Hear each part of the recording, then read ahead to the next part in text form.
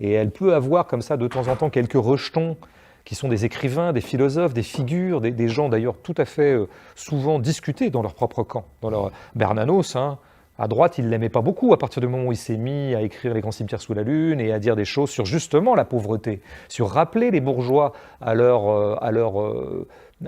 préférence pour la pauvreté qu'il y avait dans le christianisme, dont censément ils se reconnaissaient.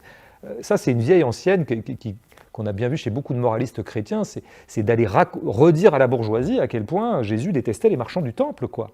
Et, bon, Bernanos se sera égosillé à dire à sa classe ça, mais sa classe ne l'a pas entendu. Et donc là, c'est là que Bernanos, avec tout l'amour que j'ai pour lui, je sens une grande fraternité pour lui, pour tout chez lui, il y a quelque chose de, comment dire, mais là on est dans les fibres là. Mais je pense que Bernanos a aussi une bêtise politique. Mais il n'est pas formé comme ça, il est plutôt formé comme catholique, royaliste. Il n'a rien compris de ce que c'était que le socialisme, où il a vu simplement justement une machine industrielle. Bon, une machine que finalement il adossait au libéralisme. Il disait tout ça c'est pareil. Finalement, ça construit des sociétés industrielles qui vont détruire totalement la spiritualité, bon, choses comme ça.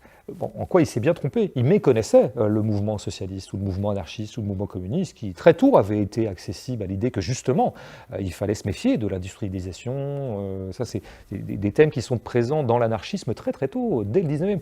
Bernanos ignorait tout ça. Mais il l'ignorait, mais souverainement. Je veux dire, il ne savait pas ce que c'était, il n'avait jamais lu les textes, il ne les lira jamais. Donc je pense qu'il y a une bêtise politique chez lui, qui est la méconnaissance de ce qui se disait en face sur ces mêmes thématiques, écologistes, pour les appeler comme ça, ou, bon, voilà, contre la croissance, voire décroissante, mais aussi une inintelligence sociologique et sociale qui faisait que je ne sais pas jusqu'à quel point il croyait, lui, possible que la bourgeoisie industrielle capitaliste puisse encore être accessible à un discours chrétien.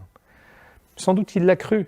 C'était d'une grande bêtise sociologique. Parce que Bernanos n'avait pas les clés sociologiques. Il n'avait pas lu Durkheim. Je ne vais pas dire Bourdieu n'était pas né, mais Durkheim. Il n'avait pas lu ça, c'était pas dans son corpus, quoi. Lui, il relisait la Bible tous les ans, et il lisait les grands chrétiens, Saint-Augustin, et puis peut-être quelques romans, bon. Mais il lisait peu, d'ailleurs, il le dit lui-même. Il méconnaissait tout ça. Donc, tout Bernanos qu'il est, et avec l'immense fraternité que j'ai pour quelqu'un qui m'a tellement ému dans tellement de ses livres,